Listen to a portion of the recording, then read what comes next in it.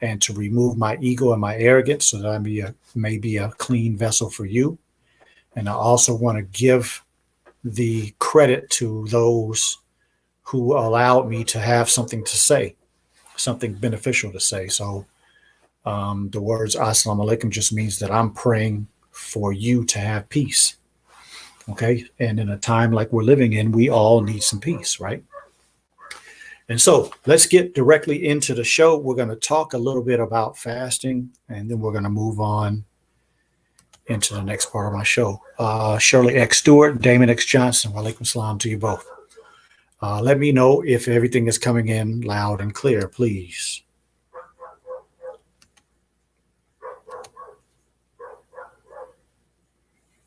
So here we have the hour-by-hour benefits of intermittent fasting.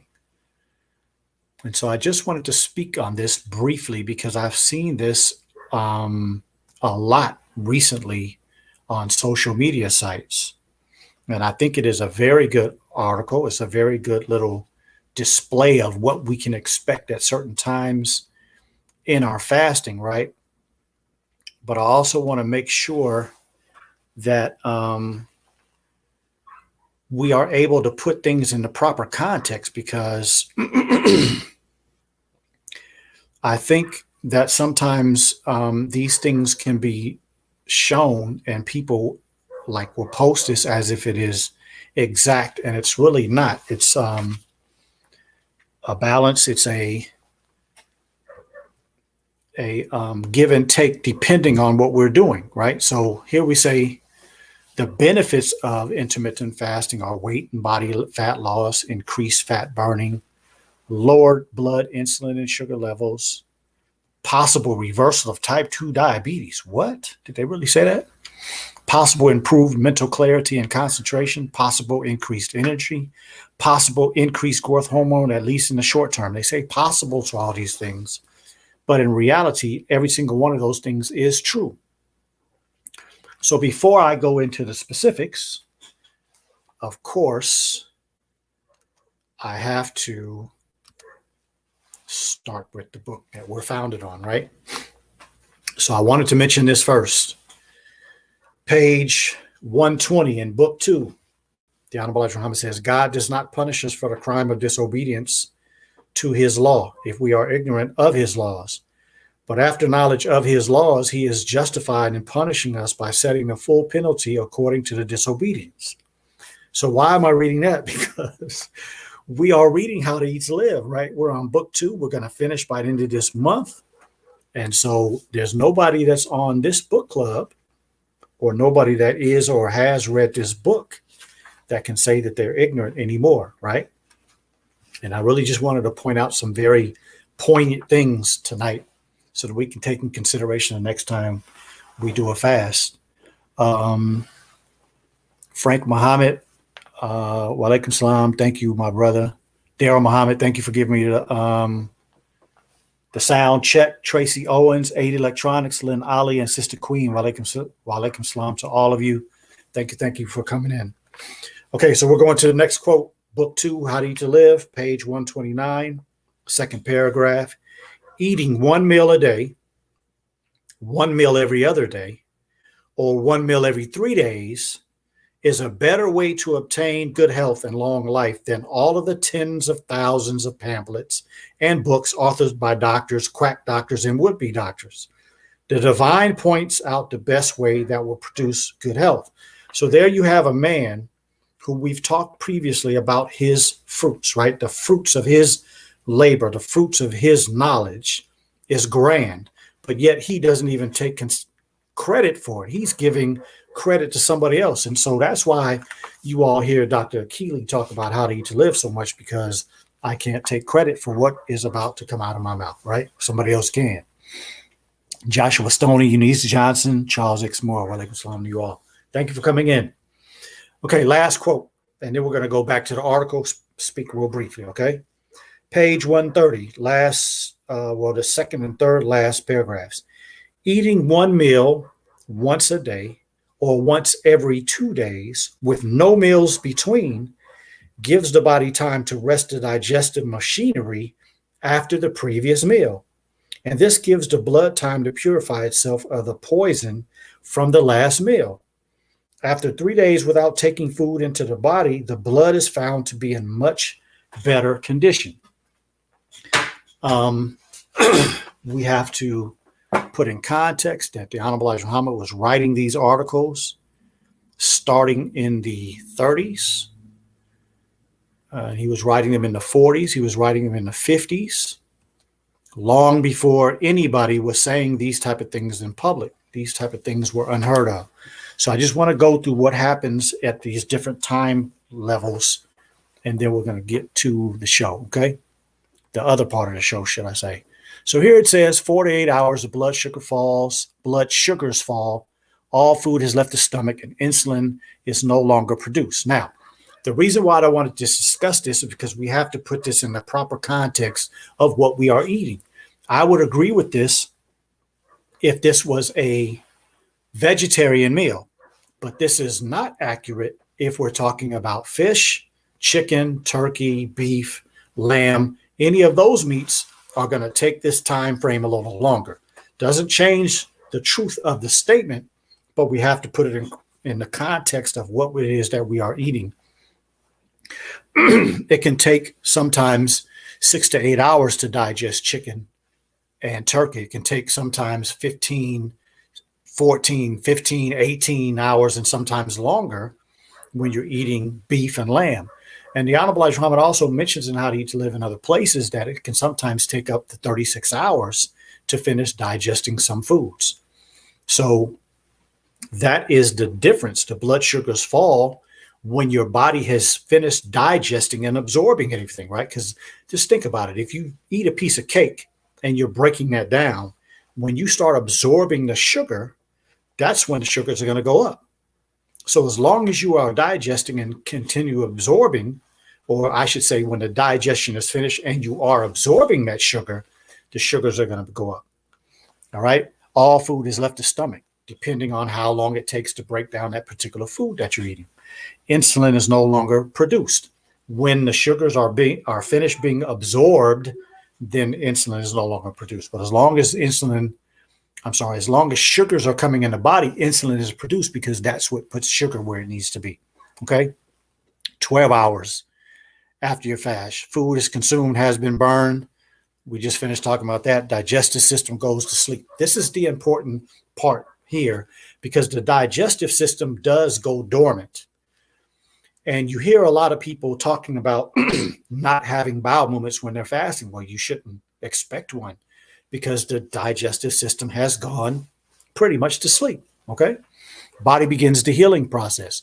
The body is now using the nutrients that you have gotten from that meal, and it starts looking for what to fix. It starts looking for what needs to be improved, what needs to be remodeled, what needs to be repaired, right?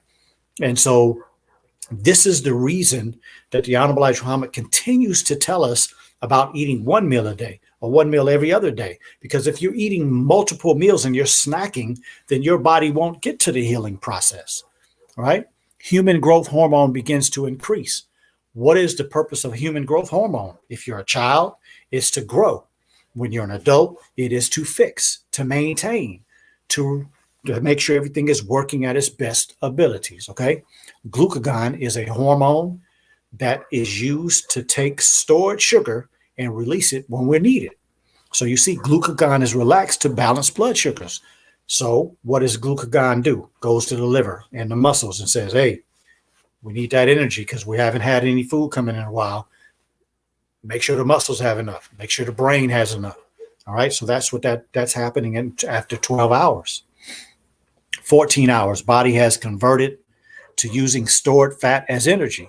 So anybody that is overweight, that wants to start to lose weight healthily, start increasing the number of hours in between your meals and you'll be burning fat, right? And then make sure when you do eat, you're eating quality foods, not a lot of snack food, high calorie junk foods, right? Okay, 16 hours, body starts to ramp up the fat burning. So from 14 hours, I say somewhere probably around 12 to 14 hours, the body starts burning fat. And as you continue to fast, that fat burning increases exponentially, right? And then you see there 18 hours, human growth hormone starts to skyrocket, meaning what?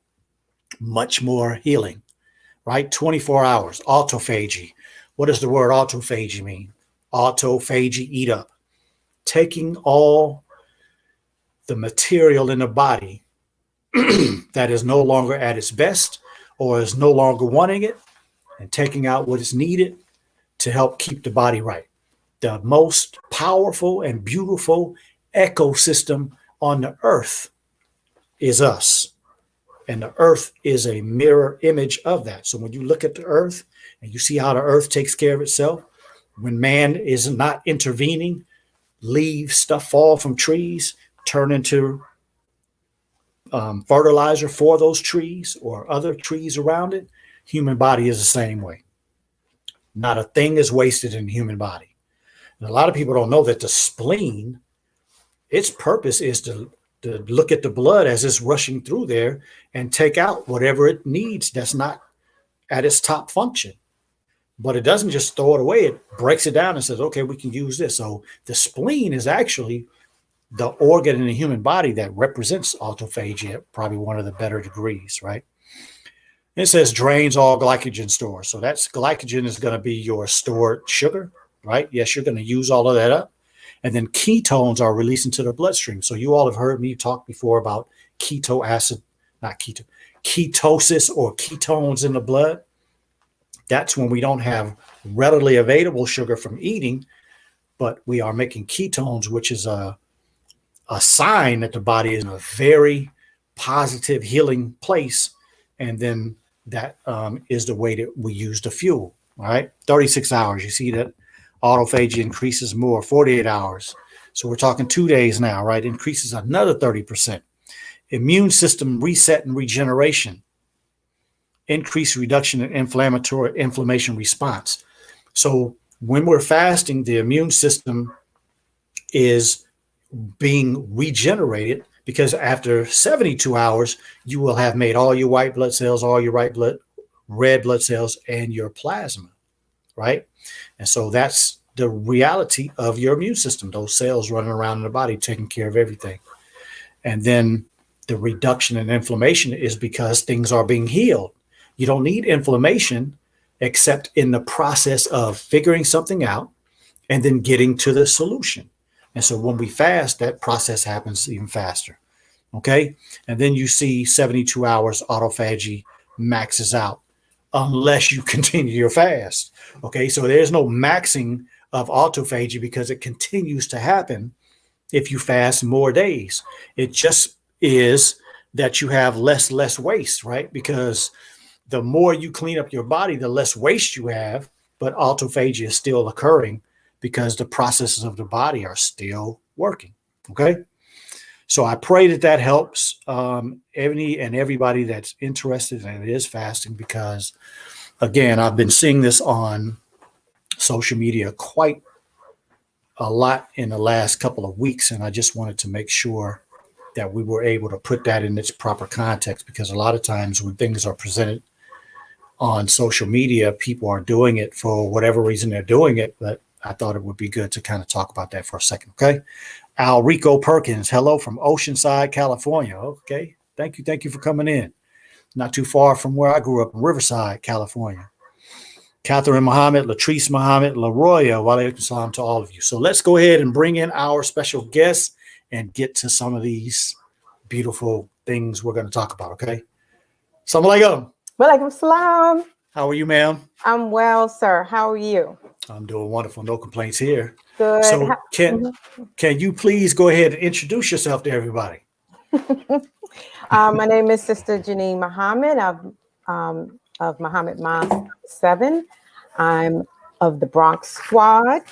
And I am a psychotherapist, licensed marriage and family therapist. I also teach undergrad psychology courses, and I'm in private practice. And I'm seeking my doctoral degree as well. So there you go. Another person that actually has great qualities and qualifications for us to have this wonderful conversation. So Praise be to Allah. You and I talked a little bit, and we're going to go into a couple of comments or questions from last week, and then we're going to get into some other things. You ready? I'm ready. Okay, so last week, the first question that we did not get a chance to get to was Amon Parker. Okay. And he said, how do you express happiness now? So again, we were talking about somebody that had lost a son. Mm-hmm. How do you express happiness now when you suffer a depressing moment? Mm-hmm. I thought that was an excellent question. Mm-hmm. You want to take that one for us? Yes. I'm sorry. Turn it down, please. So I'm sorry. All right. It's all right. We were saying that. If I may say this real quick, Yes. brothers and sisters, this sister has a child, and I want to say that I think that that's a very important reality. Is that sometimes we're busy, and sometimes our children still need and want our attention. And one of the things that we have to do as a people is start to make sure that our children are just important or more important than any and all of the things that we do. I just wanted to say that because I thought that was I have no problem with the show being interrupted for something that's important, right? And that's important. Your child is important. Just wanted to say that. Go ahead. Thank you. Thank Yes, you. ma'am. Yes, ma'am. Okay. So when the brother said express, like, what does it mean to express happiness? It sounds like he really wants to be beyond the feelings of grief. And really, the only way to get to it is to go through it. That's right. And so don't deny your feelings, that they're going to come up and be, sadness one day, happiness, anger, despair, bargaining. You're going to go through all of those things. The most important part is to allow yourself to have those feelings and be present with them. And then, inshallah, over time, they will dissipate. But when we try to rush ourselves through it, that's when feelings get suppressed and then they come up out of anywhere. Yes, I think that's a powerful point you're making because, I notice sometimes that when people are at a funeral or after the funeral or when something sad has happened, people sometimes are looking for some allowance or admittance to smile or to laugh or to think something is funny. Right. No, anytime we experience whatever we're experiencing, if we stay true to that moment, you are in the right state of mind. And so I think you brought up a few things. Let's go straight into this other one. Mm-hmm. Because Sandra Muhammad mentioned it is difficult going through the stages of grief. Mm-hmm. It's time to get through each one. Yes. I think that's a powerful statement. You want to comment on that? She's right. It Yes. is difficult. Nobody wants to do it, right? It's not a feeling that anybody wants to have, but it is necessary. So with the stages of grief, they're not linear.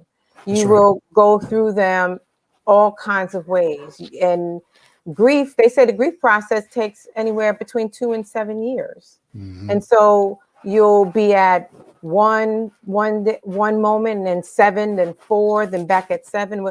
Whatever it is you feel, you have a 100% right to those feelings.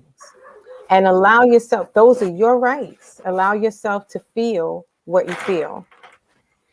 Can you go through a couple of those for us, or all of them? It's 7, right? Yes. You put me on the spot. So the acronym is DABDA. Yes. So it's depression, despair, bargaining. I forget. DA. What's that? What is that acronym again? DABDA. DABDA. DABDA. Yes, depression, acceptance, bargaining, despair, and anger, right? Anger. Whew, yes. I don't know why I didn't know that. That's all right. When we get on the spot, sometimes we. Right, but I learned when my father passed I learned that about myself. That I was an angry griever. And this was I think I was just starting. Psychotherapy is my second career. And so I was just starting or in the middle somewhere of grad school. And I remember sitting down on my couch, and I realized that I was literally seething in anger, seething in anger. And that's when I learned that, that's a part of it, and that we all grieve differently, and we all grieve every situation differently. So it's important to be kind to ourselves. We were never taught as Black community how to grieve. That's right. We were told not to grieve. That comes from a practice of slavery. That's right. From our time in chattel slavery. So don't grieve, don't cry when the slave master defiles your wife in front of you. That's right. Because he will kill him or you. Don't cry that as soon as you have birthed your child in the barn where the other animals are, and the slave master comes and takes the child to sell it. Don't cry, because he'll kill you. And so that has gone through the generations. Now it shows up as, just get over it. It's done. Why this old? Just get over it. And or just be strong, right? Be strong, as if having feelings is not a sense of strength. Right. So, and then sometimes we like to utilize the minister's words against one another with Study Guide 18. And we say, oh, you should have rise above emotions. He never said don't have emotions. He said rise above them. So don't make big decisions when you are intoxicated with emotion. That's right. So he didn't say Allah has emotions. He loves, he hates, he does it all. That's right. He has them all. So why can't we? That's right. So but with grief, we haven't been really taught how to appropriately grieve. That's right. Etta Purcell, Cynthia Muhammad, thank you all for coming in. Organic Nikki, she says depression, acceptance, bargaining, despair, anger. Yes, ma'am. Thank you for getting our minds right. Sometimes when we hear on point, we forget things. Latrice Muhammad, oh, excellent question. She says, can you discuss grief versus mourning? I think that is an exceptional question. Well, grief versus mourning. I think that grief is a process. Grief is a very active process.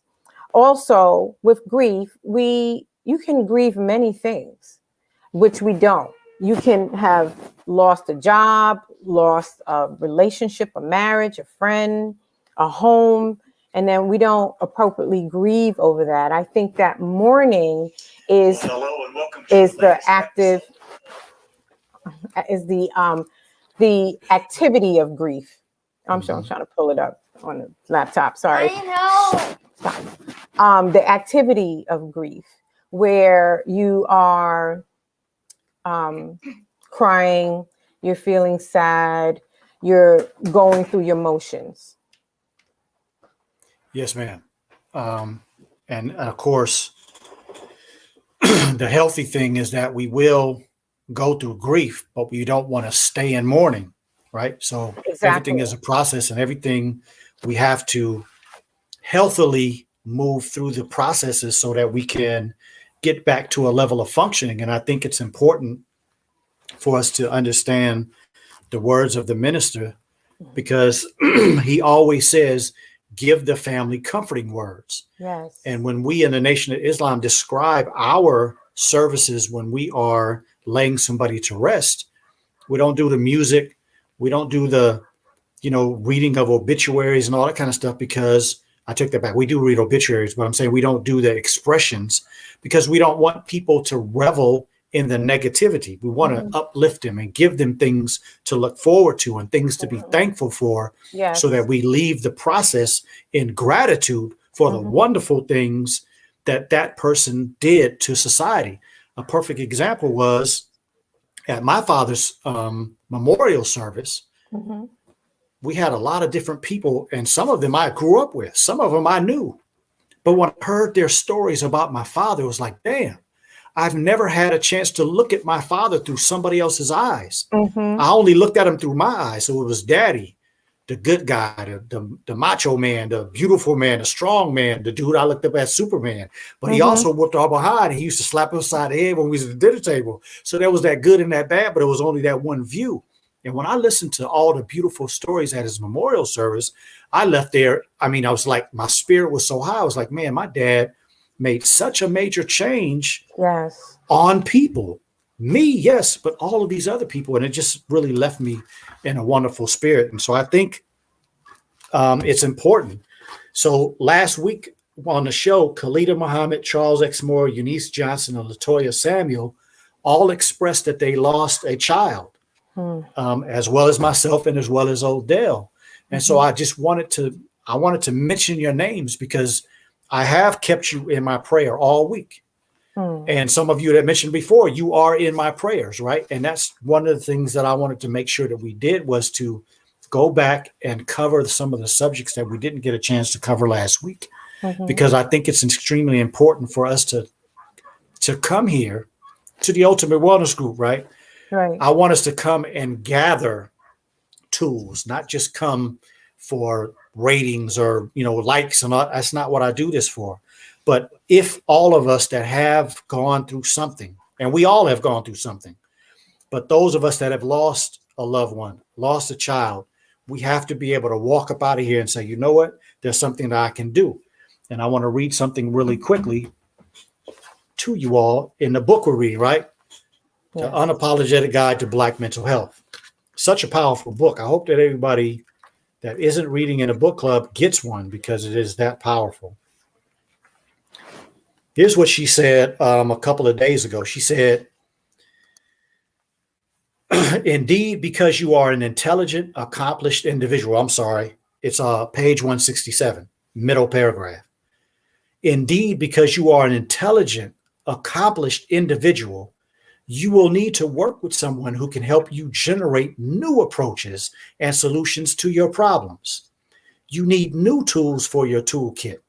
Given how much you have accomplished, you can figure out ways to manage your eating that has gotten out of control. If you see a professional, you expect her to have something new to say that you haven't already tried. If all you needed was a new diet, you could figure that out on your own. However, if you have had trouble maintaining the changes that lead to weight loss, that might be a goal to discuss with a professional, especially if your extra 20 pounds or more is affecting your health, increasing your risk for heart disease and diabetes. So again, she's mentioning weight loss, but we could go to loss of life, loss of job, divorce. All of these things, we have to use the tools that we are given, because we can't point at somebody else and say, oh, I'm depressed. Oh, I'm anxious.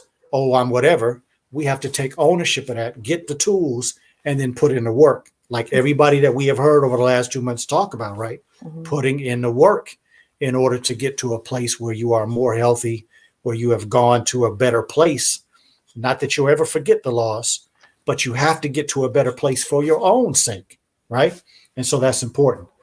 So thank you, sister, for your points on that. We're going to shift gears just a moment. Can I share something really quick? Yes, absolutely. I think that we have to be careful with the word depression. It's a little tricky, right?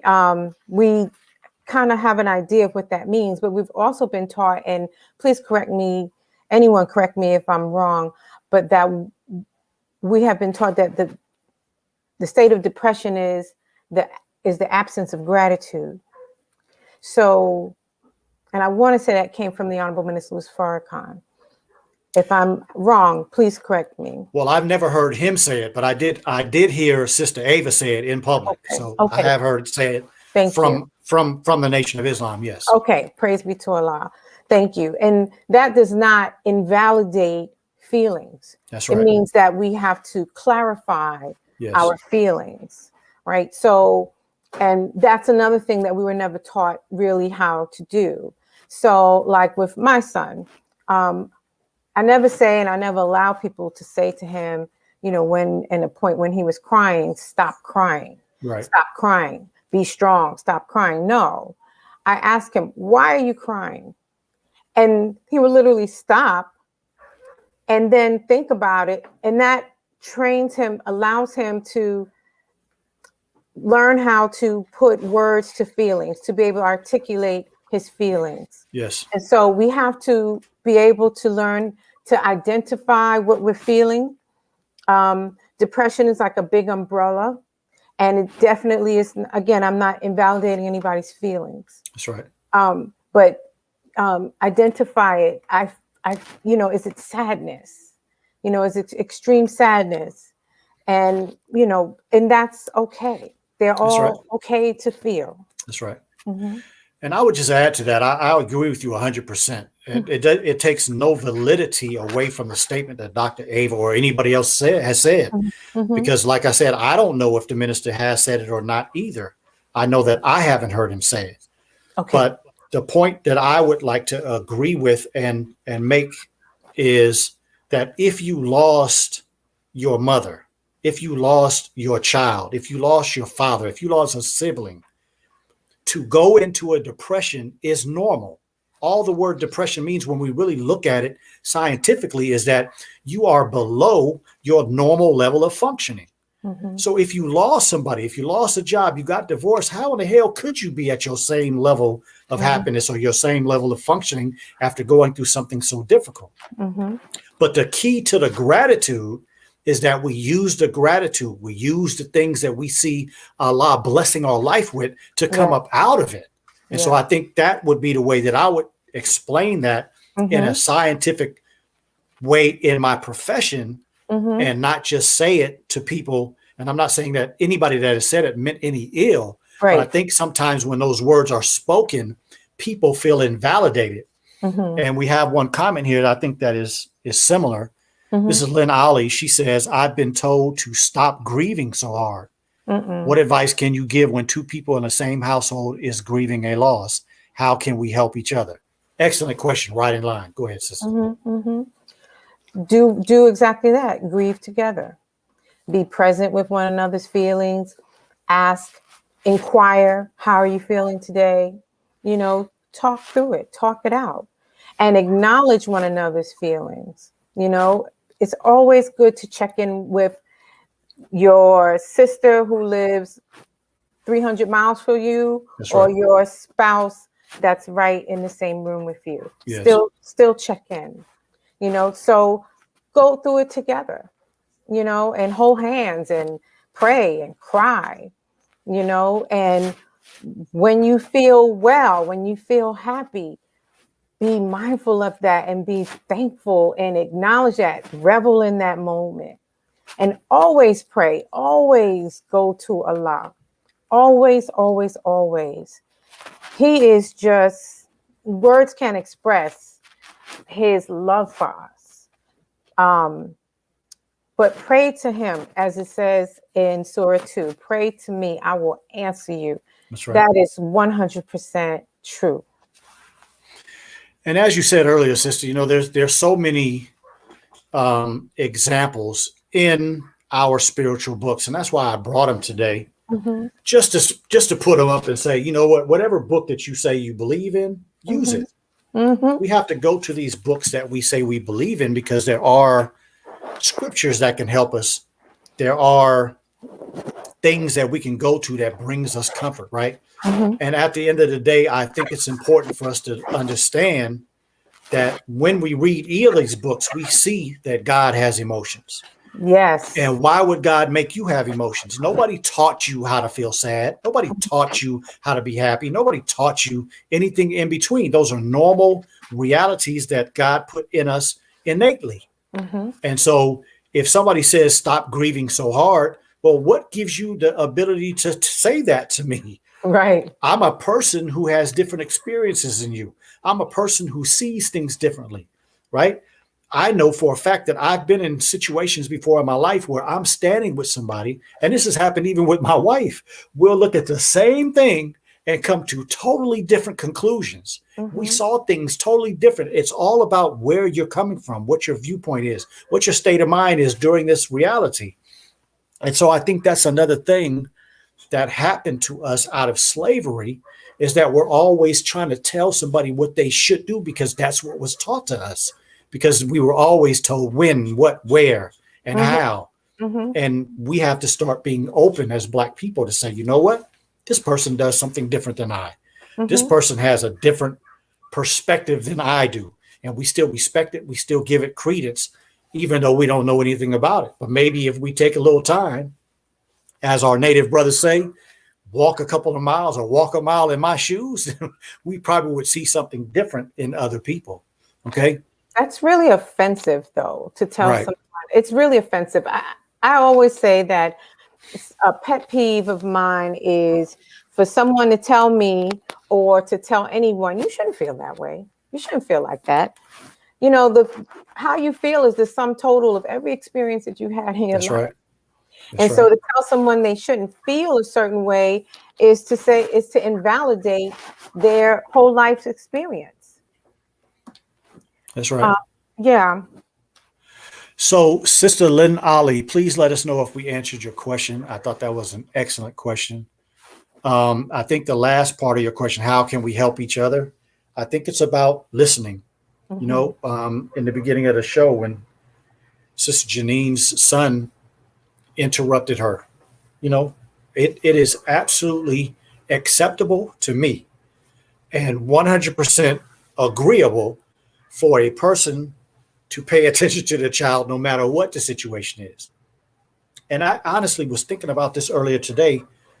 I was thinking about the reality of some children being very comfortable in expressing themselves, and then some children not being comfortable in expressing themselves. And the reality is that that comes from your household. When a child expresses themselves and a mother or father say, "Oh, be quiet. You go to your room. This is adult time." That shuts children down. That makes a child not want to, Mhm. and then get to a point where they don't even have the ability to express themselves anymore. Right. And we have the same reality as adults. We have the ability to say, you know what? I want to listen to you express Mhm. how this death, how this divorce, how Mhm. this loss of a job affected you. Mhm. Let me listen to you for a minute. We have to all learn how to listen better and then not listen to want to give advice, not listen to want to have a rebuttal, but to listen just to find out where that person is. And I think that helps astronomically more than we realize. Mhm. Just let a person express themselves, because what they're really doing is bringing out stuff that's in them that needs to come out. But then sometimes that is literally what God has put on their heart Mhm. to express. So I pray that we answered your question, Lynn Ali, and thank you for a wonderful question. A couple of other statements here. Eunice Johnson, you're welcome. Royal Muhammad, wa alaikum salam, thank you for coming in. This is an excellent question. Latrice Muhammad got another great day of comments and questions. She asks, how does one recognize depression in someone, and how do you seek help for them? Mhm. Excellent question. Okay. So, how do you recognize depression in someone else? Have their personality changed at all? Are they different? Are they despondent? Are they no longer Oh, doing wait. Despondent. That's a big word. What that mean? are they they're not responsive. Mhm. They're not doing the things that they would normally do. That's right. With, for example, major depressive disorder, there are biological symptoms, hard to get out of the bed, eating too much, sleeping too much. But have they changed in any way? Um, is their depression impacting their ability to function? Are they going to work? Are they missing work? Are they not really talking to anyone anymore? Right. You know, that's, some ways to recognize it, or at least to start exploring with Yes, someone when they seem a little different. that's right. And I think that that would be what I would agree with is Sister Latrice. It's always a deviation from normal.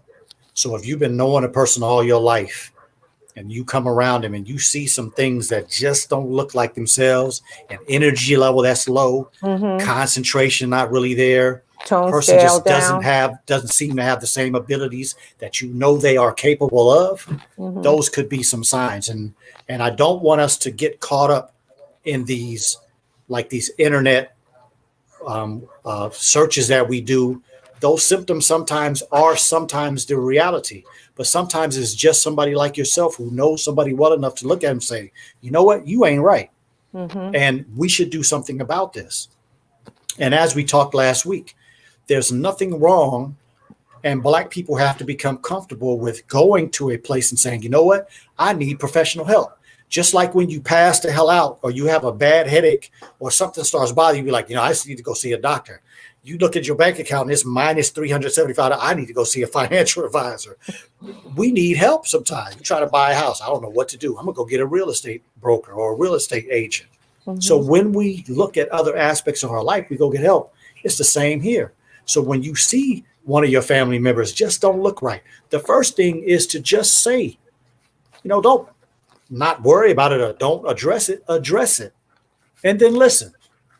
And it's amazing because I met this young lady, a friend of mine's daughter. I met her for the first time last week. She reminds me so much of my daughter in that she's very honest and very, very bluntly honest, right? And the morning, I think a couple of mornings after I met her, I asked her, I said, how you doing this morning? She did like that. She looked up and she said, do you really want to know? Or are you just asking just because? I said, I'm glad you asked that. I said, because I never ask people how are they doing, just ask. When I ask, I am prepared to hear. And if I don't have the time and I'll say, what's up? I'll say something else, but I won't say, how are you doing?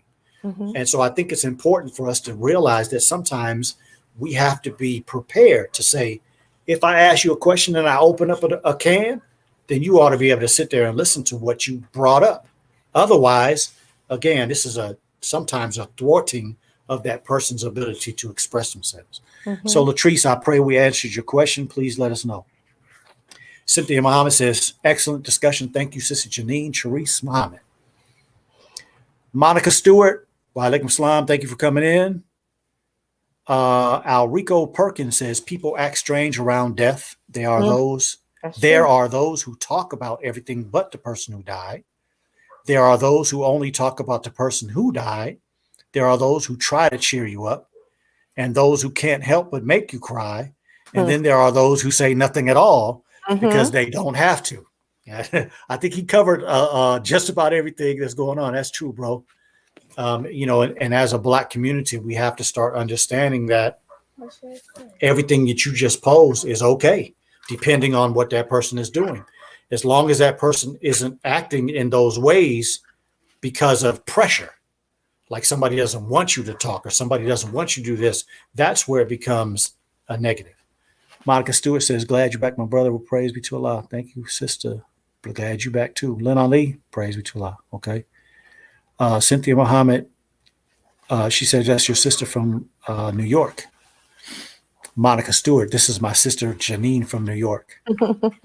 Okay, so Ada Cottingham says, how do you overcome post-traumatic experiences without it placing you into a victim role, but instead coming into a place of overcoming the trauma into a more positive state of mind? That's an excellent question as well. I think that I think it's great that you have the Dianetics show coming up, because I think Dianetics, I think auditing is excellent for PTSD. There's also a type of therapy called, I forget the name of it, but it's almost like auditing as far as the approach, where you have the person repeating, the details of the incident over and over again. But yeah, I think that auditing would resolve that. Yeah, I would agree, Sister Ada. I have had many, many, many people that I've been a part of their care over the years, and especially people that come back from wars. And there's a couple of people that are coming like just right to the front of my mind. They saw friends of theirs get destroyed by grenades or, bombs or shot and died right in their arms. And they never got over it. Mm-hmm. They came back to America and they were in session every week at the VA or every week in their groups, but they still weren't able to overcome the trauma of that situation and how it affected them. But I have seen in the Church of Scientology Dianetics, people are able to go into that ordeal because your mind remembers everything that's going on with you, every sound, every touch, every feeling, everything. You can go back and you can tap into that. It takes concentration, but it is possible. And so people go back in this Dianetics experience.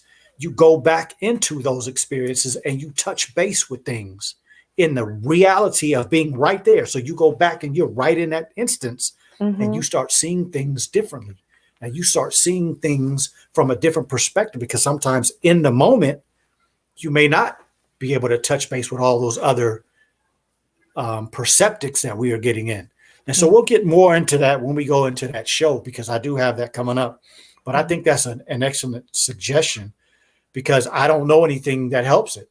Right. When you go into session, when you go into these group counseling sessions, they do help because expressing always helps. Yes. But I just haven't seen it be the solution to ending the problem, because these people have been in sessions for 20, sometimes 30, 40 years, and they still have trouble. They still can't sleep. They still can't be in certain situations. Quick story, and I'll get back to you. My cousin went to Vietnam.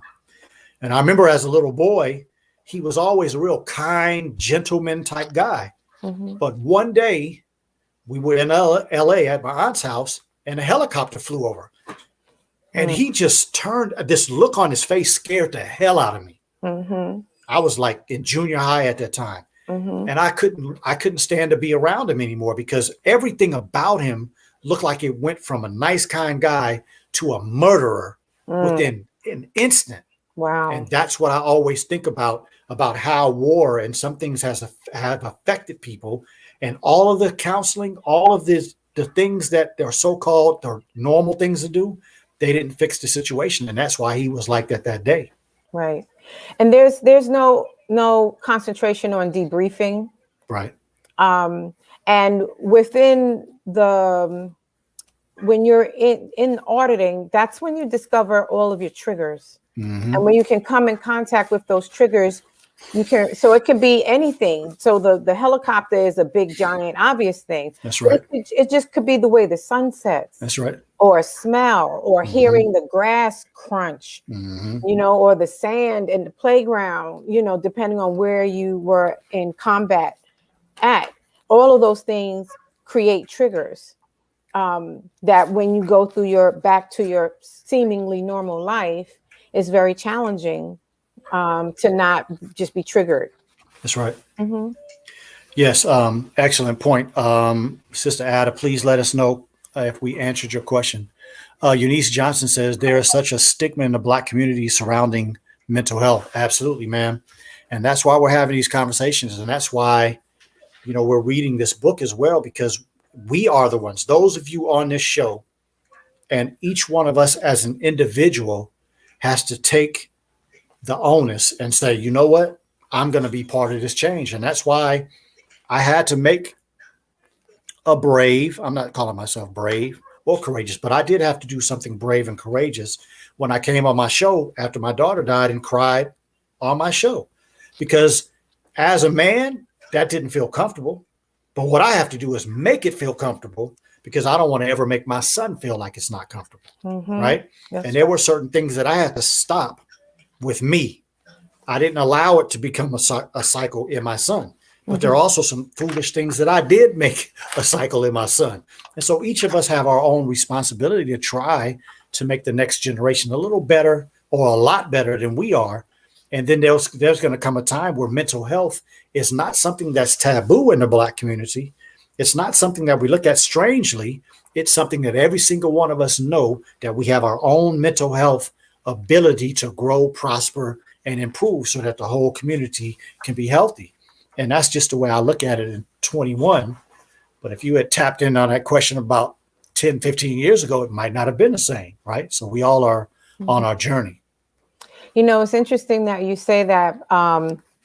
When I was in grad school, a sister after MGT class said, oh, you know, I'm so thankful, it's taboo, with Black people. And I was like, I think it's taboo. We think it's taboo in the mosque, because I have never, there's no shortage of, I guess 99% of people in my practice are Black.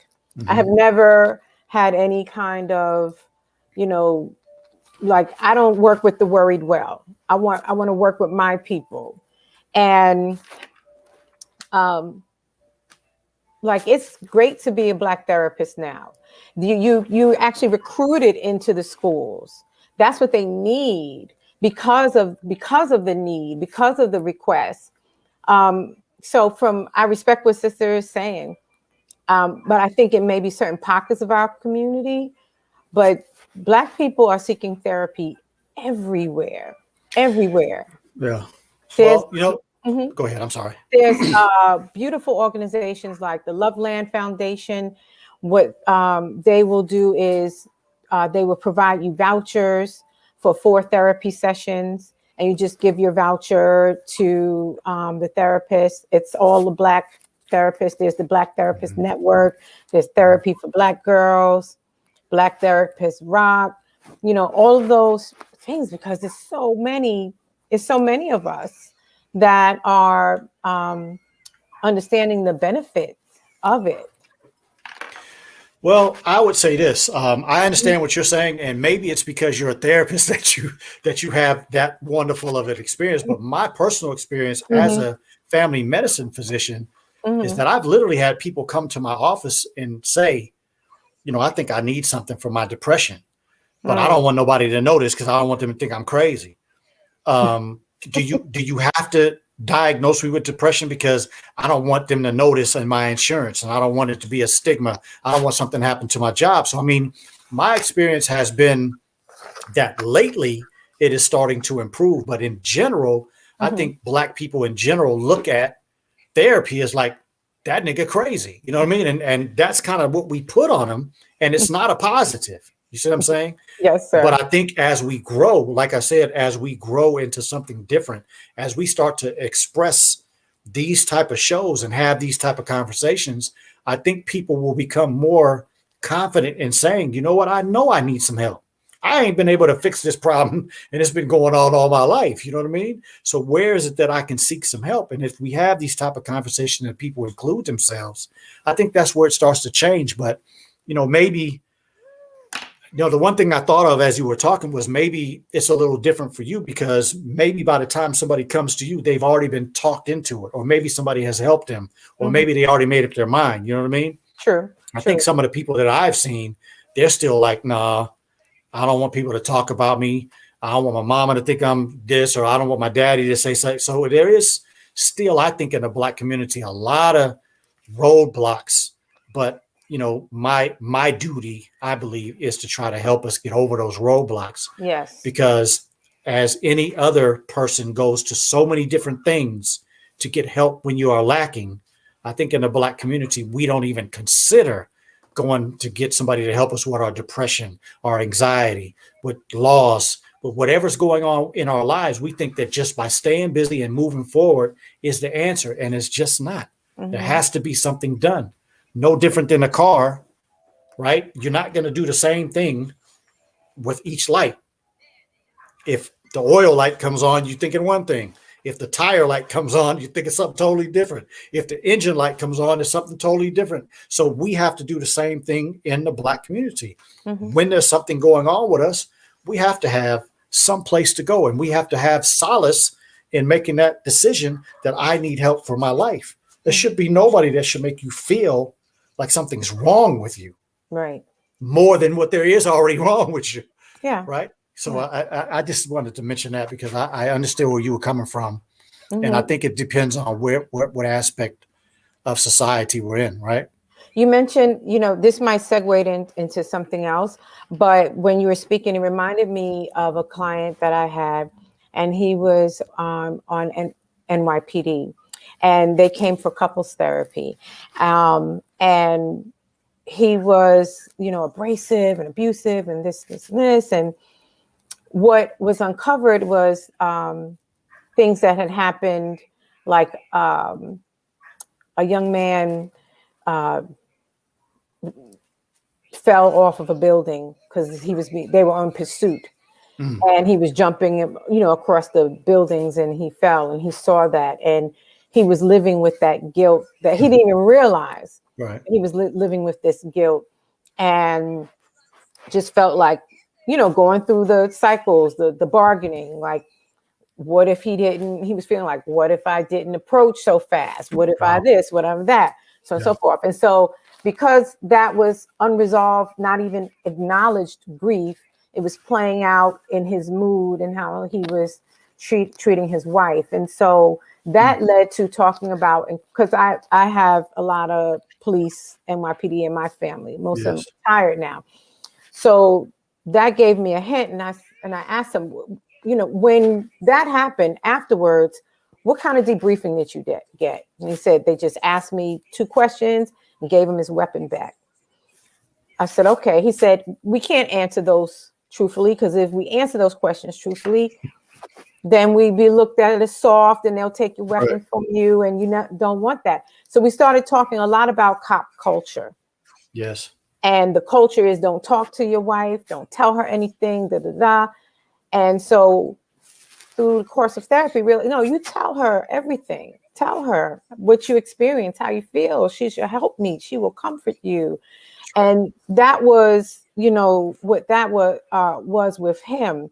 And so a lot of times it is culture, whether it's cop culture or whatever kind of culture, that breeds the secrecy about feelings and what you're experiencing. And so I know you wanted to speak about the police officer. Yeah, I'm glad you segued. I thought that was you set that up pretty nice. You gave me a softball pitch. So last week, George Allen said that he became insensitive over many years working in the maximum security prison. I hide my feelings, but explode in private because deep down inside, I am very sensitive. And then another person asked, Sandra Muhammad said, thoughts on the suicide of a police officer, Clyde Kerr. What could have been done? And so I just want to read something real quickly, and then we can go into that conversation, because I think those are excellent points that we have to address, right? Yes, sir. So here's what is in the Unapologetic Black Guide to Mental Health on page 189, third paragraph. Despite how far we have come, when we work in a space where we are the only one or one of a very few African Americans, when we feel compelled to use standard English with just the right amount of singing in our voice to be as non-threatening as possible, we are still on the plantation. The workplace is often controlled by white men, and in a manner that is dismissive or sometimes demeaning. On the plantation, we never expect to be listened to or have our ideas affirmed. Even if the person in charge looks like you, he identifies with the slave master and not with you. It may be uncomfortable to call that out, but so much of our efforts are spent operating in an alternative universe. We might as well acknowledge reality for the sake of our psychological fortitude. In the world of psychology, pretending that anything exists that actually does not, and vice versa, is evidence of losing touch with reality. Psychologically, losing touch with reality is a problem. And I read that for a very specific reason, brothers and sisters, because my brother talked about becoming insensitive in the prison system. Well, the prison system was never made for the benefit of Black people. The prison system was actually begun to make money off of our demise. So when you work in a system like that, it has a toll on you, as he mentioned.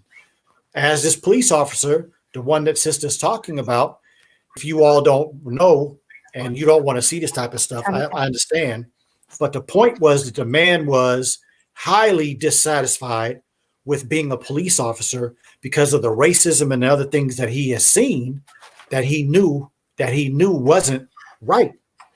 And he was talking about the fact that he didn't think that he did enough to make changes.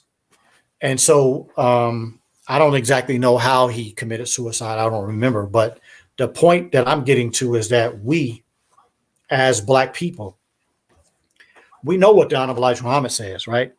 If we've ever read How to Eat to Live or any other book that the Honorable Elijah Muhammad wrote, he told us that separation was the only answer. Because here we are in 2021 and we're still being murdered. We're still striving to be incorporated into a society that doesn't want us. But we're the only people that do that. Chinatown, they go get their own. Koreatown, right? You see Ethiopians, Africans doing their own thing. We're the only ones that want to be incorporated and loved and being taken care of by people that really don't care about us. And so multiple times in this book, she's talking about Black mental health because of racism. And so in this book, when she talks about potentially seeking professional help from a white therapist, I don't disagree with that, but I would say that needs to be your last resort. Because as my sister was mentioning, there are plenty of resources out here for us to get help with somebody that looks like us, right? Because I have been in sessions before where I've had white women therapists tell me, I'm afraid of you.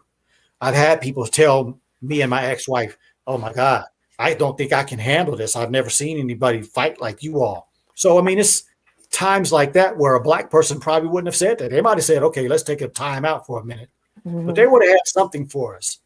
And so my personal experience with therapists in my lifetime is that they had to look like me in order to be able to handle what I was going through. Anything you want to ask us? No, I agree. The importance of a Black therapist. I even have some Asian clients that came running from white therapists because it's important, you know. And there's another young sister, she's a Muslim from Guinea. It's important to be understood and not have to explain who you are and why this and why that.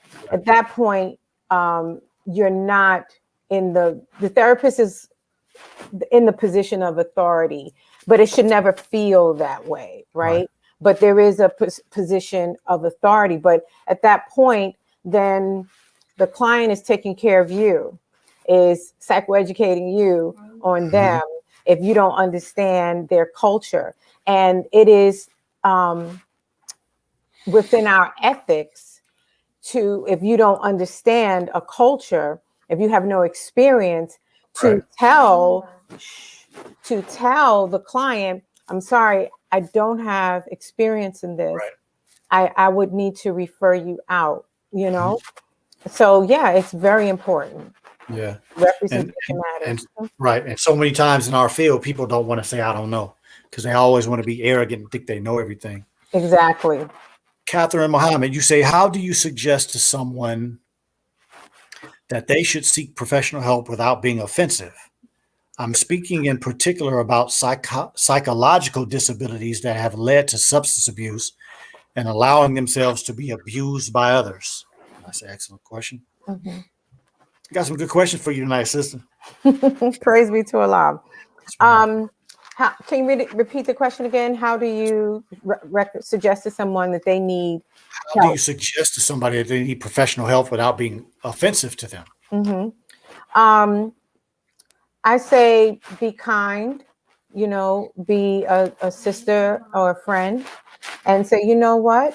It seems like you're having some difficulty in this area. I can help you find someone. It would be good for you to talk to someone professionally. I'll help you look for someone.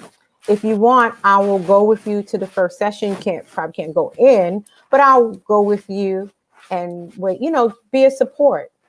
And then ask them, what would it take? What do you need? Now, when there are people who, for emergency reasons, have needed to go to the ER, or a family member to go to the ER, and every ER can handle emergency mental health issues.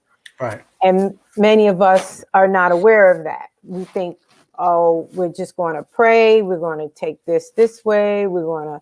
No, some things require, the protocol is off you go straight to the ER.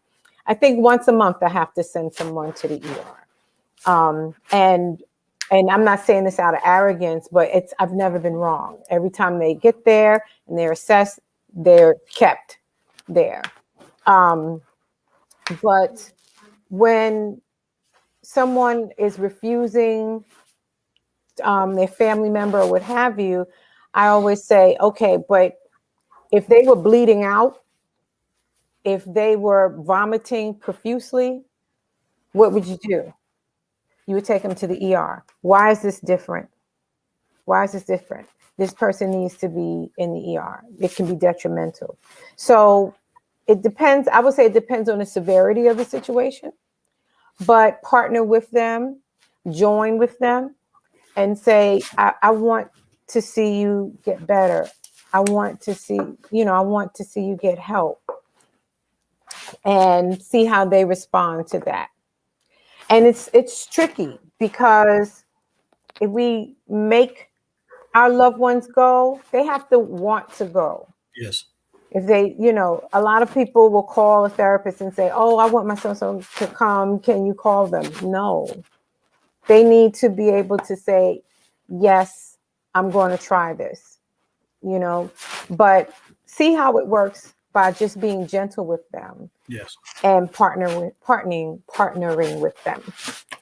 And it's a process also, people are going to trust those who they have notoriously trusted, and the ones that listen to them, right? So it's things that we can do to maybe promote that reality of happening. Tornesiad 9 Stevenson says self-analysis is a great book by L. Ron Hubbard. Absolutely. And we're going to discuss that when we do the Dianetic show, because you are absolutely right about that. Laroya Muhammad says, I'm finding that more people are becoming open to psychological counseling sessions as a result of being locked down and or losing people during this pandemic. Absolutely. I definitely agree. People are really starting to, and you can see the discussions even on social media are starting to be more, kind of embracing the whole reality of getting counseling and seeking help when you're in some difficulties. Yes, I'm getting about at least five inquiries a day. And a lot of them also are couples, because they're confined with one another and they're just driving each other crazy. And the conditions are kind of exacerbating the issues that they already had.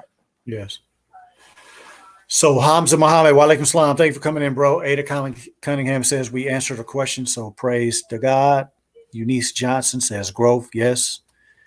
Laroya says also, I'm not certain that people who suffer from PTSD are aware that they're suffering symptoms.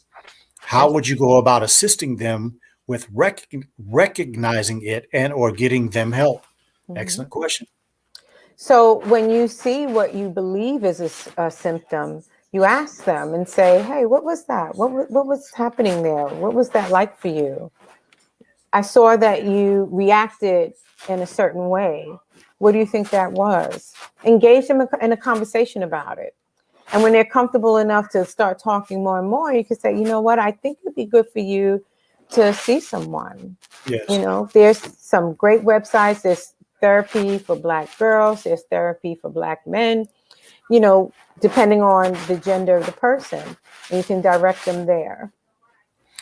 And then sometimes it can be as little as, and I'm not talking about specifically my show, but I'm saying if somebody's on here and they're like, I think this is a pretty good show, dealing with these subjects, and have somebody that you love or have somebody that you're concerned about watch a show like this. I'm promoting anything. I'm not saying just this show, but if there's That's another right. show that you've watched and you say, you know what, I think that dealt with that in a very kind, nurturing way that might, then if you think that, then it's probably the right show for that person that you're thinking about. So we have so many opportunities these days for a short clip or a long clip or a medium clip to allow somebody to see something that may help open up their mind. So I think that's excellent. Monica Stewart says, I admire that about you. I lost my brother around the same time. To me, crying is healing. Yeah, I mean, I say all the time that, if you think about all the things that happen when we cry, tears come out of your eyes, your nose starts running. And after you finish doing all that snotting and wiping stuff away and whatever you do to express yourself, you feel better. That is a gift by Allah, God himself. That didn't come from anybody else, because there's nothing that anybody does to allow any of those things or promote any of those things from happening. It's a reaction. And so that proves that what you're saying is true, my sister. I appreciate that. Dr. Akili, there are toxins that are only released through the tear ducts. That's right. And that's why our tears taste salty, right? And that before this cry comes, you feel full with a lot of emotions. Yes. And then, like you said, when they're released, then you feel better, you sleep better, you have a nice, rested sleep. Right. And this is why, like what I was saying before, with my son, that I allow him his feelings. That's right. Cry. Why are you crying? Because everyone's always telling a Black man not to cry. Yes. And then they grow up and then they have this concept of toxic masculinity or whatever they're calling it, right? And, because it's not comfortable, it's not masculine, it's not manly enough to cry. You've been told not to express your feelings all your life. And then you get to a point in your life where you just blow the hell up, and then everybody says that's wrong too.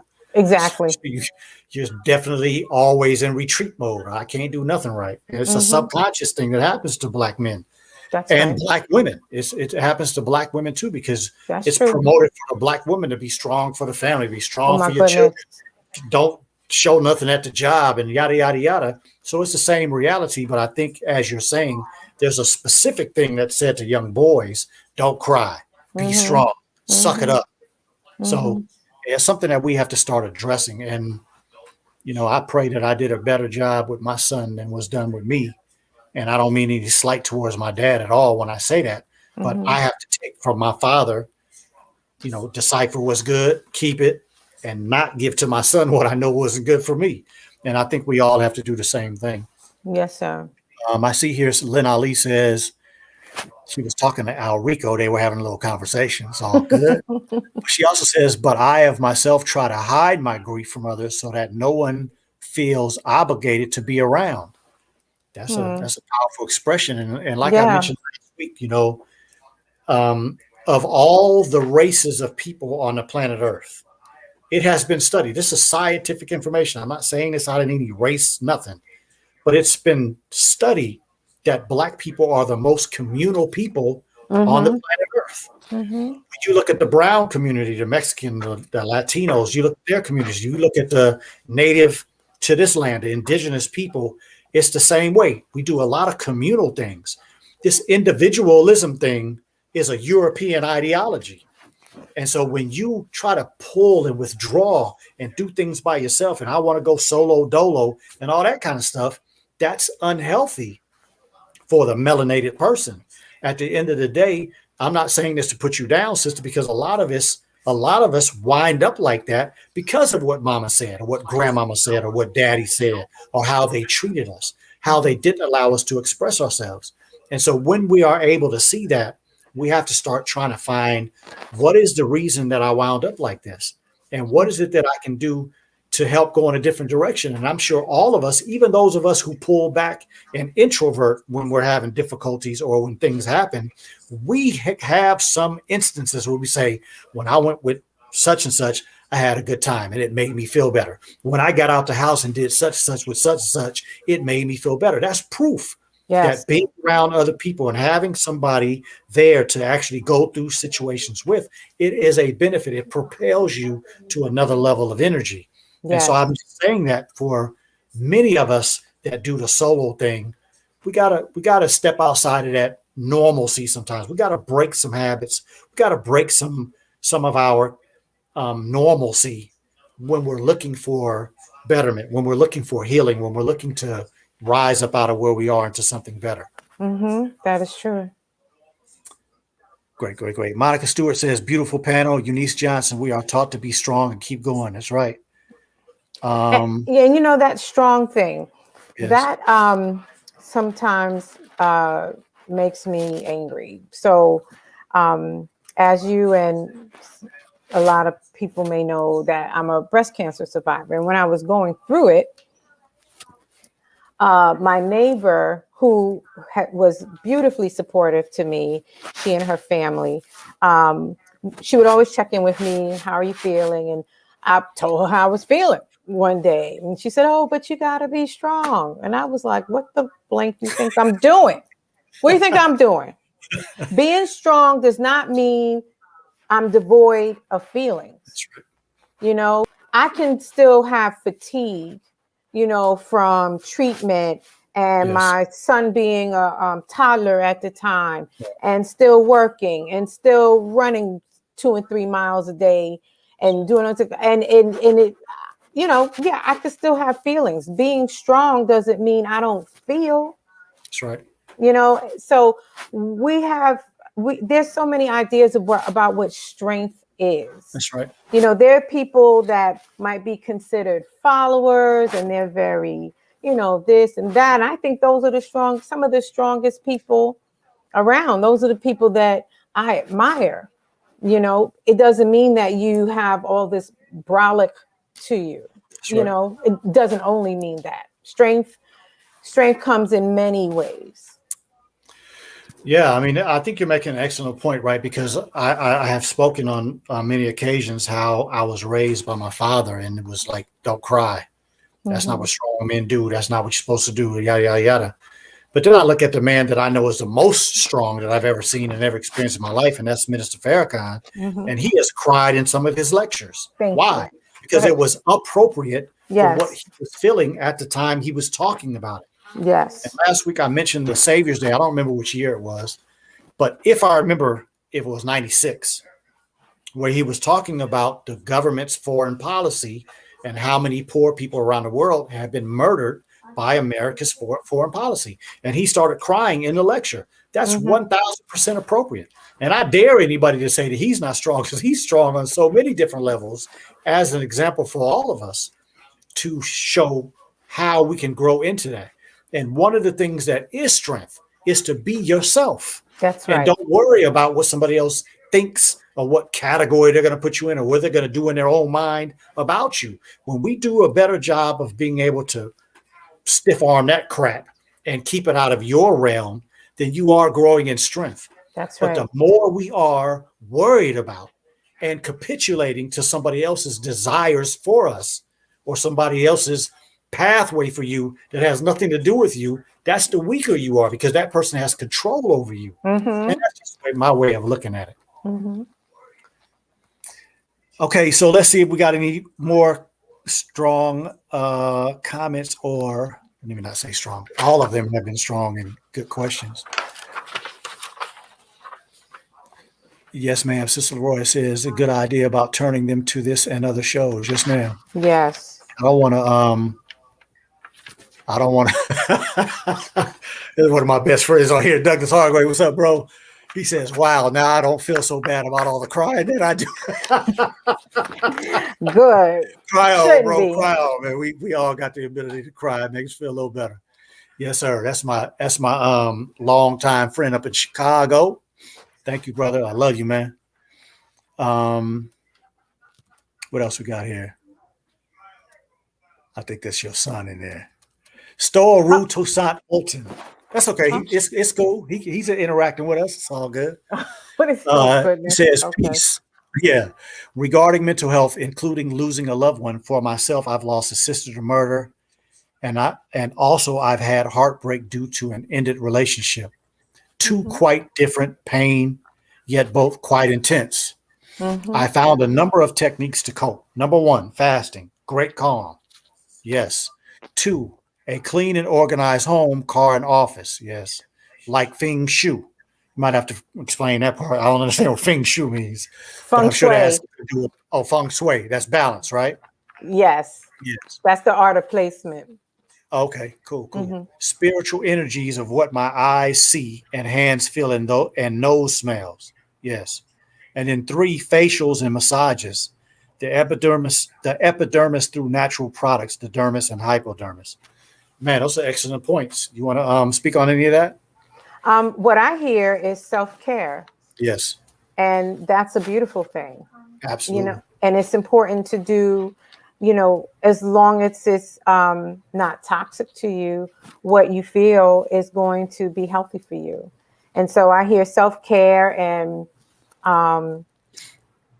taking care of one's own energy That's right. and spirit.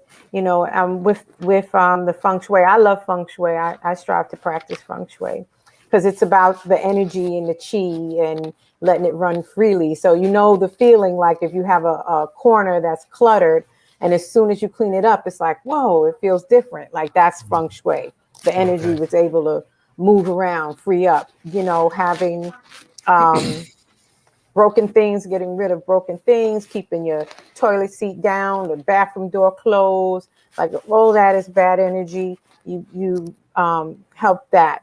With the skin is the largest organ in the body, right? It's the only organ that interfaces with both inside and outside of the body. So it is important to take care of your skin. So if you're nourishing your skin, you're nourishing a lot. So that sounds like a heavy and very intense self-love, self-care routine. And my brother's giving me something else to go study and incorporate it in my life, man. Always bringing some wonderful stuff. I thank you, my brother. Great question. I mean, great point. Lynn Ollie says, that's just it. When you open up, some really don't want to hear or don't know how to handle another's emotion. So they say, be strong, don't grieve so hard. Yeah, and I would say this, sister. I remember as a little boy, I couldn't have been any older than kindergarten, first grade. I was in school, I remember, because my father sat at the table one day and he said, how many friends y'all got? And me and my brothers, I have an older brother and a younger brother, we were kind of playing competition. I got 235 friends. No, I got 257. I got 312. So we were kind of doing that. And he put his hand up like this and he said, I don't have that many friends. You could probably take off 3 fingers. And he put 2 fingers up like that. He said, I might not have that many. And so I'm saying that to say that, I have a philosophy in my life. And when I talk to people about how I manage people in my life now, I use an example like some of these modern movies where like some of these warriors have a screen in front of the house and they're looking at the screen to see different things, even though they can see out into wherever they're looking. And I just put a check mark in a box on different people that have interacted in my life or are interacting in my life. Like this person right here. Okay, that's an associate because we really have never done anything to get close. Here's a person that I spent a lot of time with in my life, but here's a part in my life where they no longer can continue to go down this journey with me because we're not in the same place anymore. Right. And so I don't mean to put down the person that says these things because, again, some people say these things in ignorance. But in all honesty, each of us have to start doing that with each other. Like my friend Douglas Hargrave. He's a Christian. He's one of the most, I would say, practicing Christians that I know. He knows his Bible. He studies on a regular basis. And that man, my friend Douglas Hargrave, has made me a better Muslim by being a very good Christian. The interaction that I've had over the years that I've known him have always been beneficial. We've always grown with each other. We've never had animosity to each other for no reason, no matter what he gained or I gained or what he accomplished or I accomplished. We've always been there for each other. And so I'm just using that as an example of some people, they got to be checked off. Yes. Right. Okay. Yeah. I might see you at the family reunion. I might see you at the holiday, whatever, but I can't call you. I can't rely on you for these things that you have proven that you can't support me in. So that doesn't mean you're a bad person. That just means you can't represent that for me. Hell, I'm not going to go to a mechanic that every damn body that ever has used them says my car didn't run longer than 2 days after I went to that mechanic. Well, that's probably not the place I'm going to go. And so we have to do the same thing when it comes to our support. Yes. If somebody always has something negative to say, if somebody always seems like there's some envy or jealousy that's up under what they come at you with, cut that person out your life. Mm-hmm. You don't need them. You know what I mean? And to me, the thing that I value, I would say one of the greatest things that I value is the fact that God always gave me an ability and a desire to express myself. My mother tells me that even as a real small boy, before I can remember, I was very good at just telling people what it was that I was thinking and what I was feeling. And if somebody said something in contradiction to what I was feeling or what I wanted, I would speak up. And I think we all have to do that. So when you see somebody approach you with that, the first thing is to have a calm, nice conversation. Hey, you know what? I think maybe that's not the best expression to help me feel good. When you tell me I just need to be strong when I'm going through something, that's not supportive of me. Express that to that person. And then after that, if they still do that, got to put you in the right check, put you a check in that box that says, okay, you know, I may deal with you on some levels, but I can't trust you with what's really inside of me and what really has to be expressed in order for me to be healthy and whole. Mm-hmm. You know, you mentioned a good point about support, having a healthy support system. It is totally okay to, when you're going through something, to develop a team. Yes. And to call people and say, listen, this is what I'm experiencing. Can I call you? And this is what you're good at. I love you for this. Yes. Can I call you and just, lead on you and lean on you when I need to? Can you come with me? Call someone else. Can you come with me to appointments? Can you come with me to that? When I was having the lumpectomy for the breast cancer, I had a Janine team. Yes. Right. And Sister Latrice, Sister Cynthia, they were they came up from DC. Yes. Sister Latrice stayed home, my son, Sister Cynthia, my cousin Io, and there's another sister in Chicago. She wasn't physically present, but she checked on me every day, Sister Saldia. Yes. And they were my team. Yes. And so having a support network, right. And knowing, some people are just going to say ignorant things. When people say that to me, I said, well, what does that mean? That's right. What does it mean to be strong? What does that mean? How is it that I'm not doing that?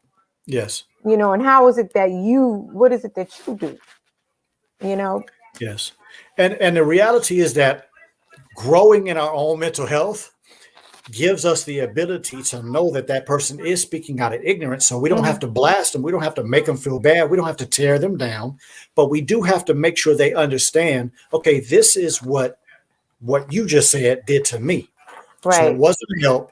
It wasn't a benefit.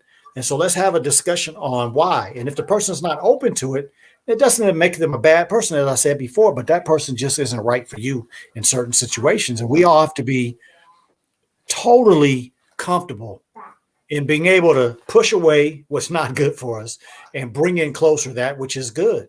I always say Douglas Hargrave is one of my closest friends, and I don't ever see that changing because it hasn't changed in the many years and all the different things that I've gone through.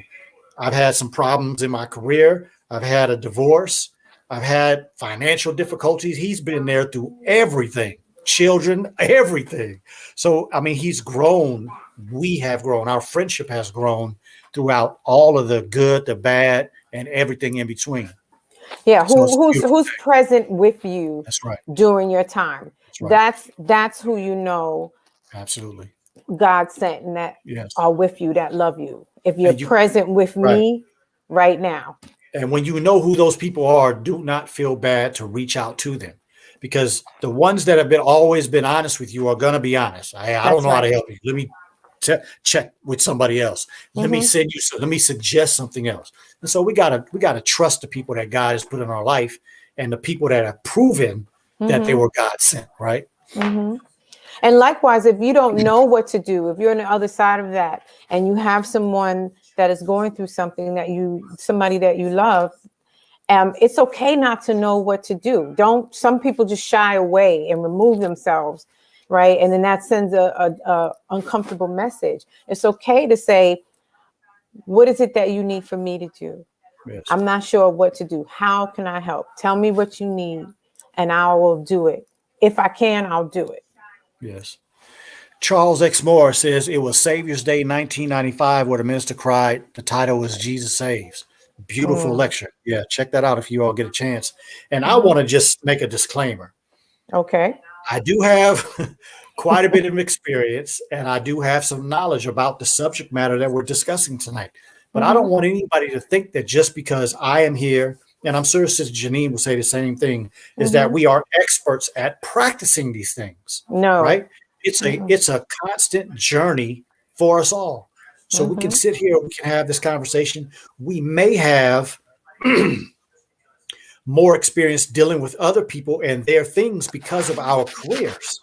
But it Hmm. doesn't always mean that the person that is on this show or any other show is any better than you. Because when the camera's off, they struggle, just like all of us. When ain't nobody Hmm. around, they struggle.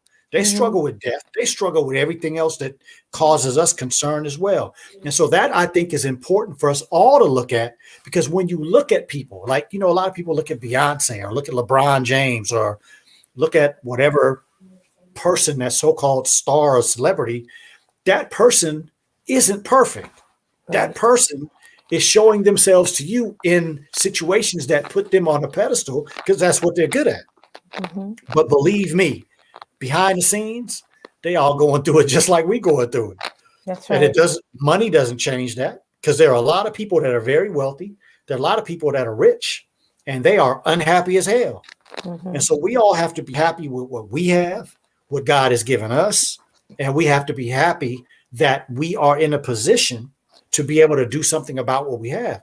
Because I think that's one of our biggest problems is when we have the tools, we have the capabilities, we have the abilities, but we won't put in the work. That's when you wind up suffering the most. So I'm gonna let you comment on that, sister. And I'm gonna read a little something, and we're gonna have to start closing this out, or we might Oh, be here I till have a 4 in the morning. therapist. I have a There you go. therapist. Don't you have a doctor? You talking about me? Yeah. Absolutely. So, hey, there you go. Can't do a prosthetic exam on myself. No, please don't. Right. Yeah. So let me just read this real quick. Those of you who are reading with us, you understand. I want to read this real quick, because I think this is important when we're discussing having a therapist that looks like you.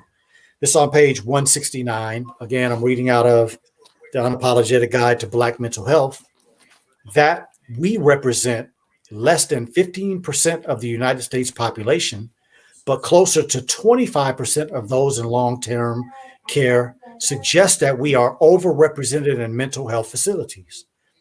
In many ways, these outcomes are a function of: one, misdiagnosis and undertreatment; two, lack of resources; and three, delayed efforts to get help.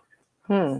So, yes, there is a particular responsibility on the type of therapists that have not experienced Black people Hmm. enough to be able to understand what they are going through when they come in. But of course, the third one that she said was what? Taking too long to get help.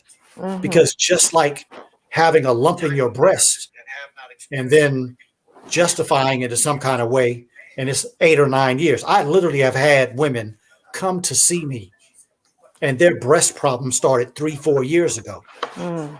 and present to me, and one breast is twice the size as Oh, the other one. God. Why did you take so long? See, if we look at that from that perspective that I posed, I've also seen a man with a hernia, and his testicle sac was as big as 2 grapefruits. Mm. And when he came to see me, he was having problems with erections, having problems urinating, having problems with pain. But the lump started 30 years ago. So it makes sense when I pose it like that. But imagine you taking that long to deal with your own mental health, your own problems that you're dealing with. It's not different. It's just that we can't see it. Mm-hmm. And so I want to read this last point out of this book on page 185. It says, perhaps you have experienced countless years of being dissatisfied with life.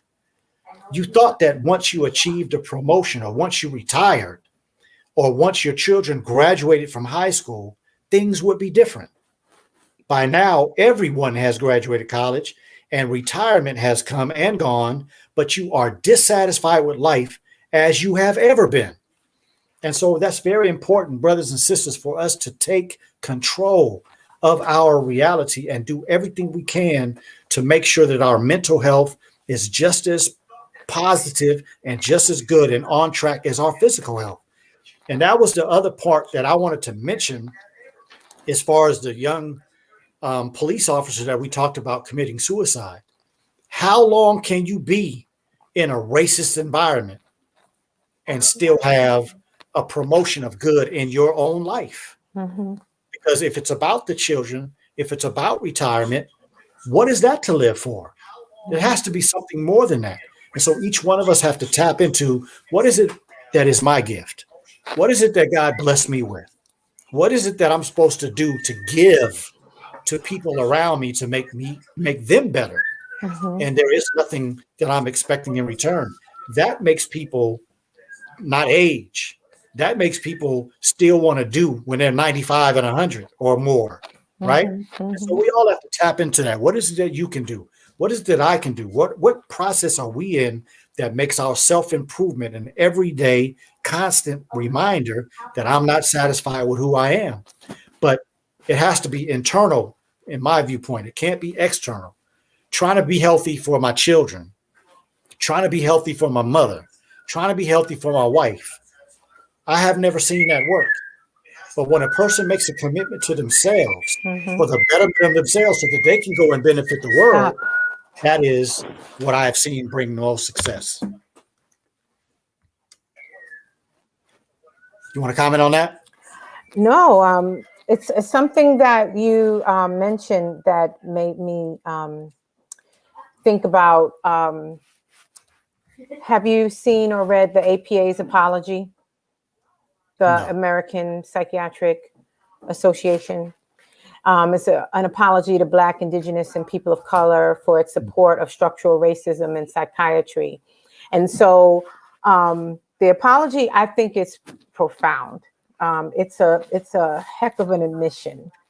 And I think what they were acknowledging is all of their racist practices, that these are the things that make people leery of seeking help, of finding help. You know, for example, this study came out recently that the mortality rates of Black babies go down when they're birthed by Black doctors. Those kind of things. So much we've been so victimized that, and distrusting that, yeah, they'll hold on to it, hold on to that breast lump, hold on to the hernia,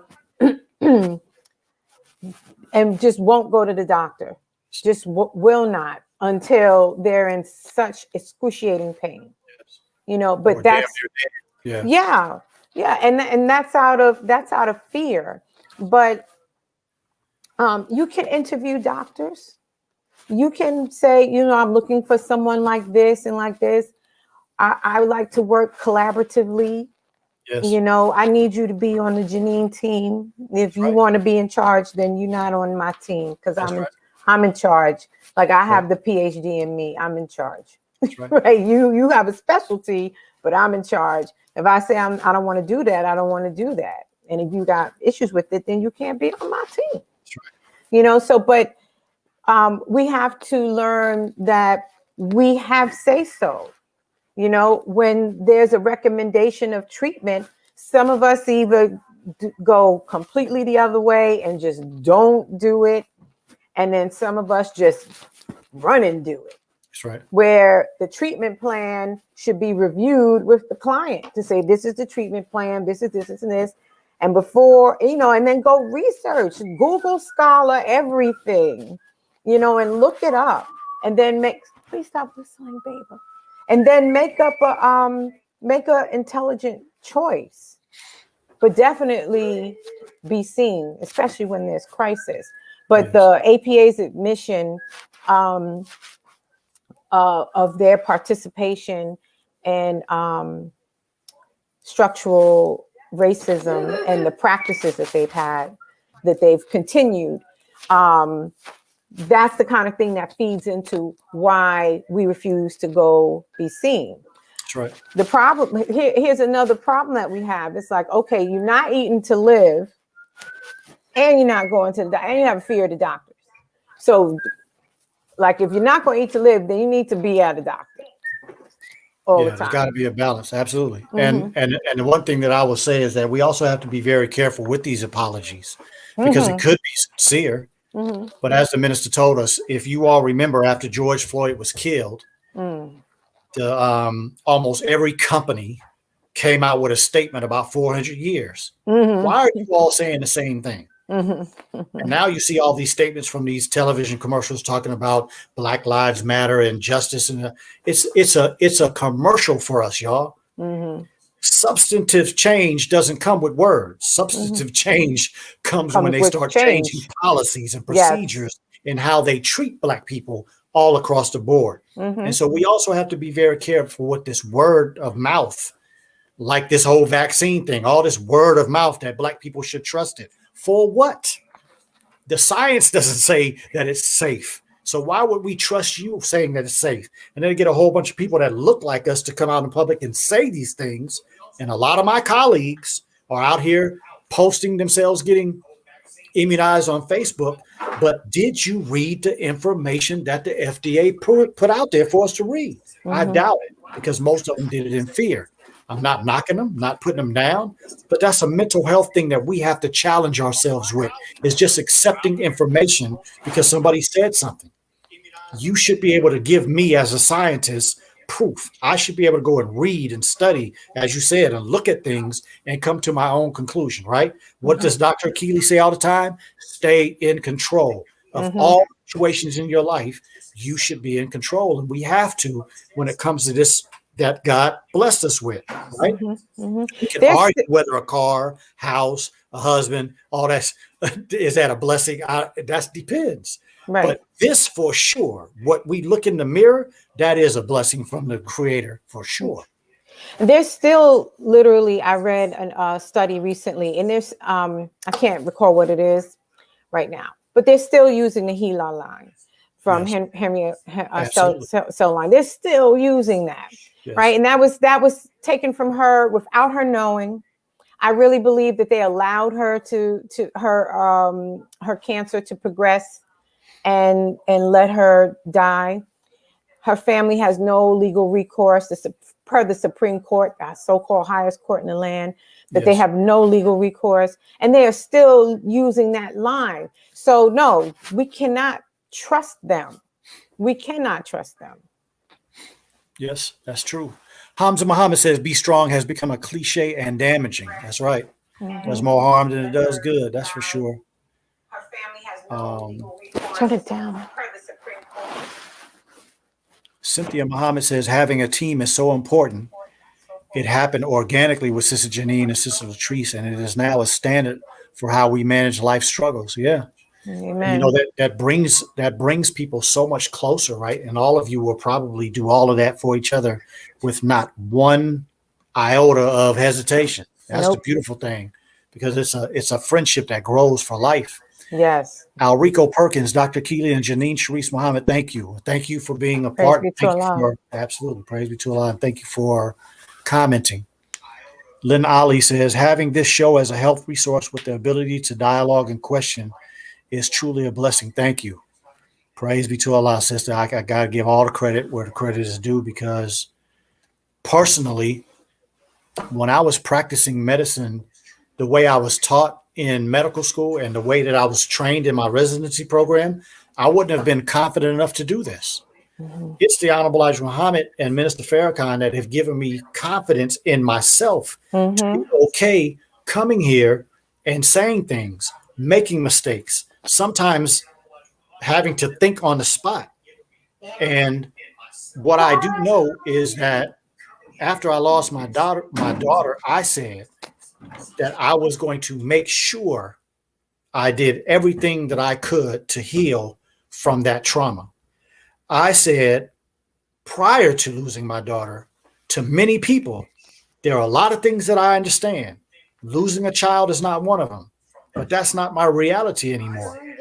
And I would say, even though I've lost friends when I was young, even though I've had some of my friends have some horrible things happen to them, and even though I lost my father and other family members, there was nothing like losing a child. And I want to be an example. As I said last week, I'm not here to say that I'm the perfect example. I don't even know if I'm the standard. But what I do know is that I have a responsibility to have this type of a show to spark the conversation. And there are other people that are doing it too. So I'm not trying to act as I'm the only one, but we have to have forums like this. And I'm so thankful that you said that, sister, because that means everything in the world, that you believe this is a place for you to come and to have a safe place to speak and to share. Because I know a lot of you that have shared today and the last few weeks, you are sharing things that are so deep and so personal that it's got to not be easy. Right. But I'm thankful that you feel that this is a place that you can come, because I will tell you this, I won't tolerate anybody mistreating anybody on this show. Somebody comes on this show and starts treating some of you and the expressions that you're doing and start saying the wrong things, I'll shut them down in a minute. And I pray that I'm calm when I see him in person, if I ever see him in person. But now this is a place that I pray is always a place that's safe for people, because I want it to be safe for me as well. So thank you for that Yes. that compliment. Allah. Yes. Tawan Muhammad says, good one, sis. I PhD in me. Yes. That's important. I know I've seen this this meme on social media that says, a doctor speaking. He says, you can't go on, and I'm paraphrasing, you can't go on Google and Wikipedia and find what it took me so many years to learn. And then the person, it was a woman, and she responds, well, you can't tell me something about myself, and I've been living with this body for all my life. Right. There's always a balance, you know what I mean? And I think that is a beautiful thing. And again, that point that Sister Janine and I were making is that you have to always be in control. Never let anybody make a suggestion to you. If it's mental health or physical health, never let them make a suggestion to you that you don't understand. Never let anybody make a suggestion to you that you're not comfortable with. If you are uncomfortable, there's a reason that you're uncomfortable. And if it's that voice inside, if you feel like it's that woman's intuition or that man's intuition, you need to stick with that and trust that. There is nothing greater than that voice that comes in from inside. I can promise you, with all the people that have shared with me over the years of what that voice inside represents, there's nothing greater than that. So let's see what else we got. Christine Crowder says, yes, I concur. I don't know what she's concurring to, but thank you, sister.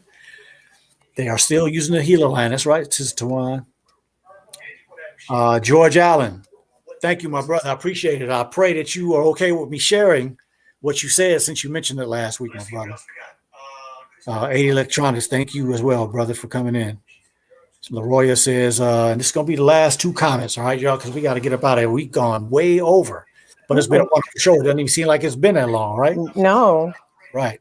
Laroya Muhammad says, I have learned a lot in the months that I have listened to you and participated with this show. Thank you, Dr. Keeley, and thank you, Sister Dr. Janine Muhammad. Such beneficial information. Praise be to Allah. That's Praise a be to great Allah. compliment. Yeah. My sister, Tawana, my sister lost her only daughter and husband in 3 days from this pandemic. I am at a loss to do anything but be here. I feel helpless even with 46 years as an RN. Yeah, sister, I'm just going to say, I'll let Sister Janine comment, but your 46 years as an RN has really, really given you a lot to help her, right? But as we said before, whatever you're doing just to be there for her is the best. You know what I mean? And you'll have to promote her doing the work that it takes to heal and to get to a better place, because it doesn't happen, as you all have heard on the show, it doesn't happen just because time goes by. Right. It happens because you put in the work, because mental health is just as hard as physical health. It takes work. Yeah.